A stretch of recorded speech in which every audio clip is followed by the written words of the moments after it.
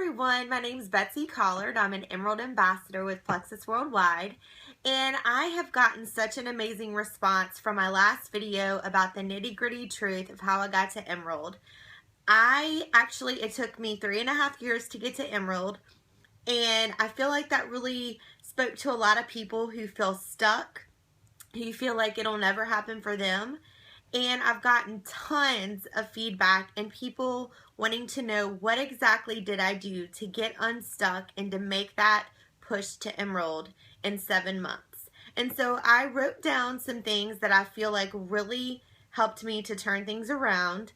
And I'm just thankful to be able to make this video and share it with you guys. So I hope some of these tips really help you. So it's no secret that I got to Senior Ruby in 2 years. So it took me 2 years to get to Senior Ruby. My business started to fall backwards almost immediately. And I made it to Senior Ruby, I think it was May of 2014. And by December of 2014, I was already back down to Senior Gold points.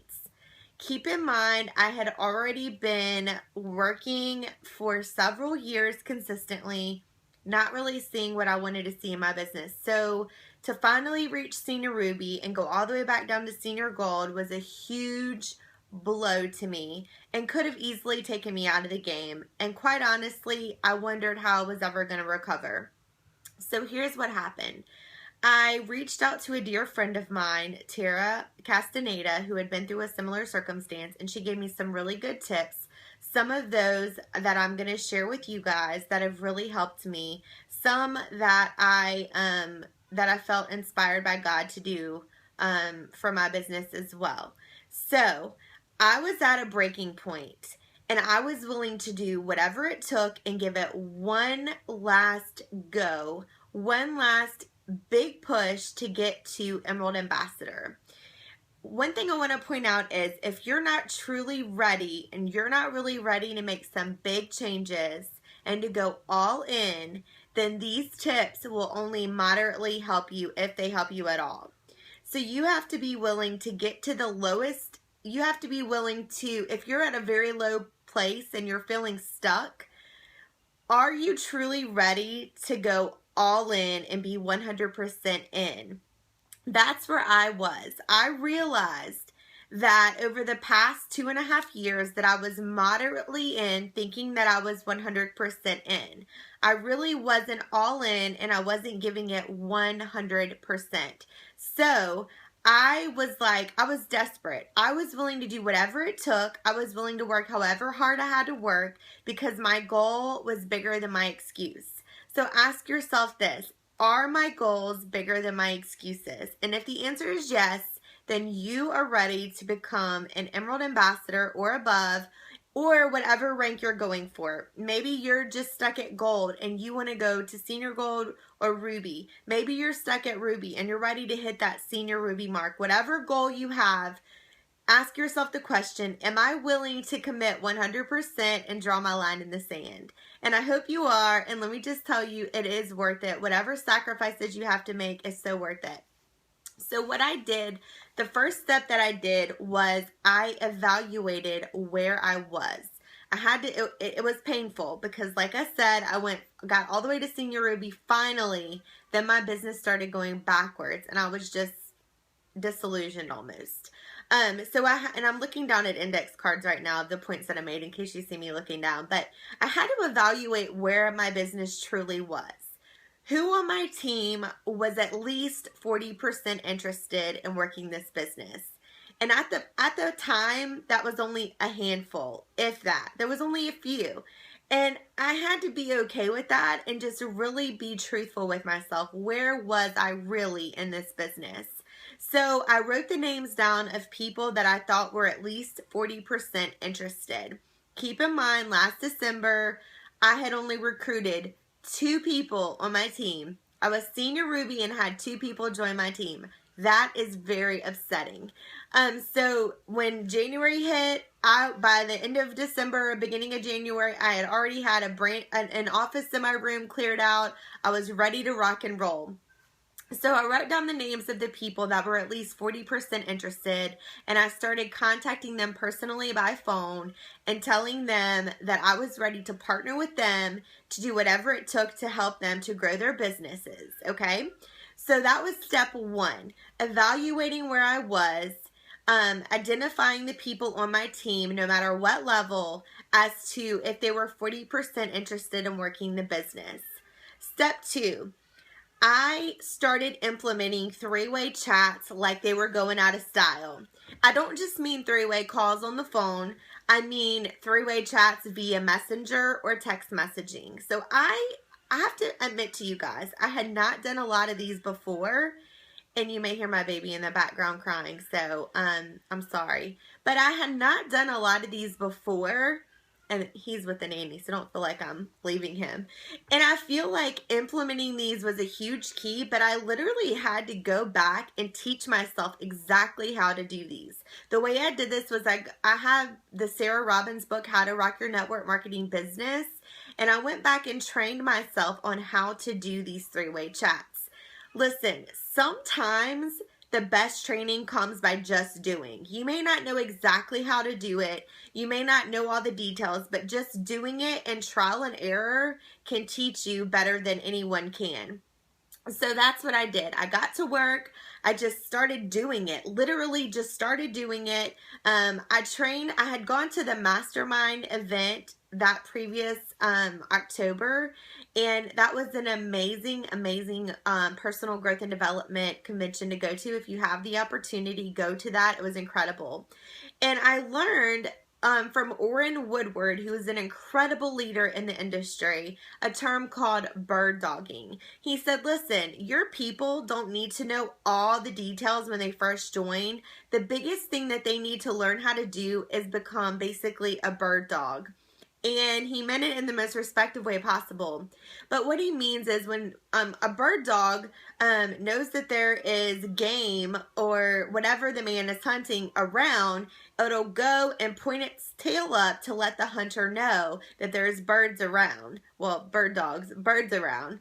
And so that's basically what you train your team to do. They don't have to know everything, but all they need to know how to do is find people that are interested and get those people directly to you so that you can share with them about Plexus. So the way we did these three-way chats was, if they posted on Facebook and got interest, if they reached out to somebody and had interest in Plexus, we trained them not to say very little to their people, because normally when somebody's new, they really don't know what to say or how to say it. And they normally end up scaring the person away, or they just don't have the confidence that they need to be able to close the deal.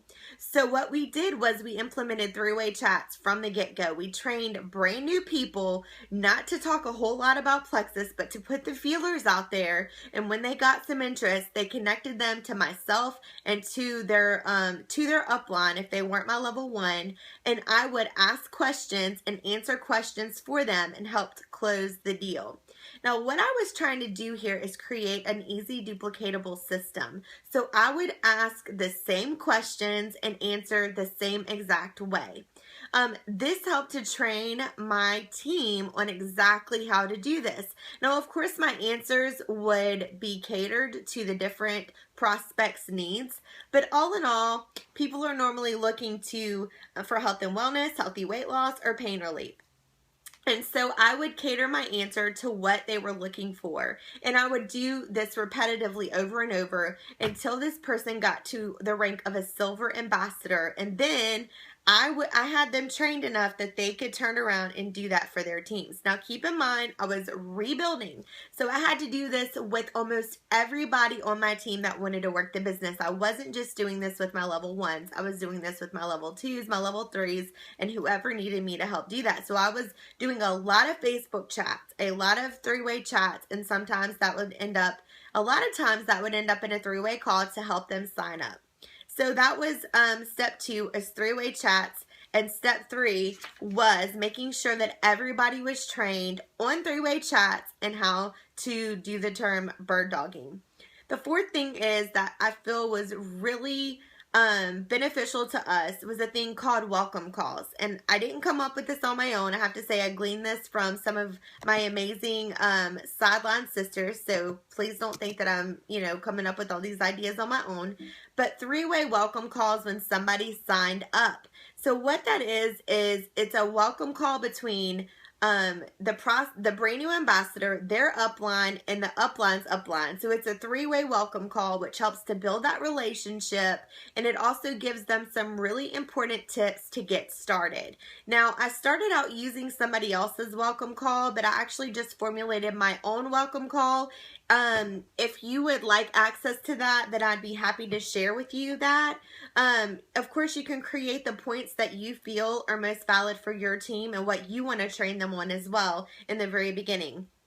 So I was on the phone all the time with doing the welcome calls. I also trained my team exactly how to do the welcome calls. I trained them on expression. I trained them on how they said things. I'm still training people on how to say things about the welcome calls, and also how to get people on a welcome call. So the key to getting people on welcome calls, and I have my team still, some of them tell me, well, it's just so hard to get them on a welcome call. Well, no, it's really not if you use the right verbiage. And so my biggest tip for that is before they get off the phone with you, when they're signing up, which you should, my tip is walk them through the sign up process so that there's no mistakes made and that they don't back out of it.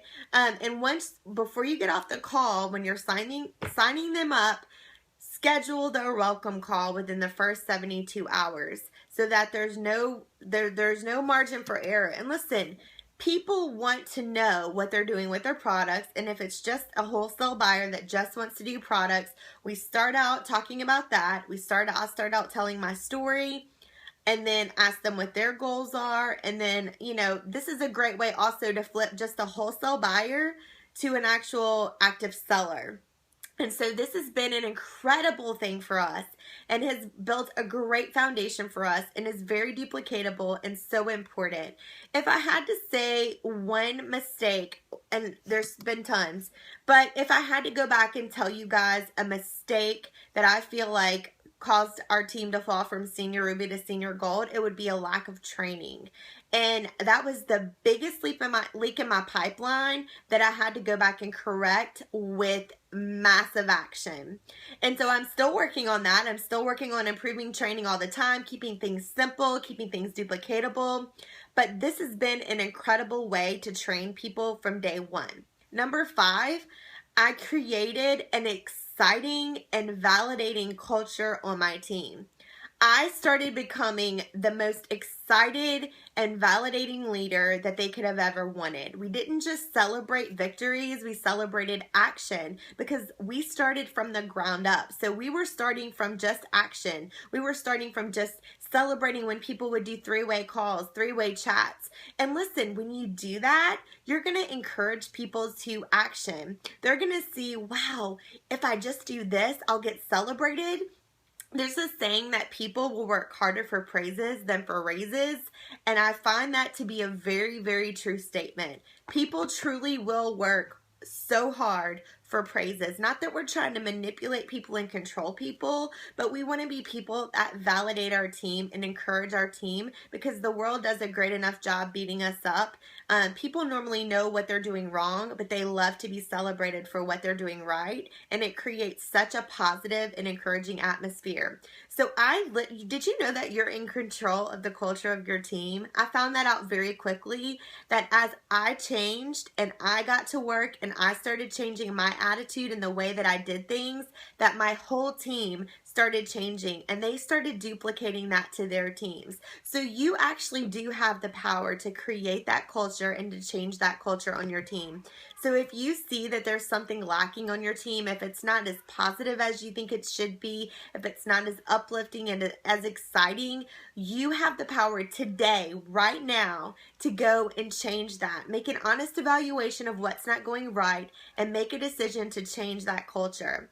And last but not least, I ran really cool contests. Now, I have to tell you that I love to run contests. I love to give things, but I stepped it up a notch with this. Now, I won't go into detail all the things that I did, but I did a lot of cool things, and I'm sorry I have to press this.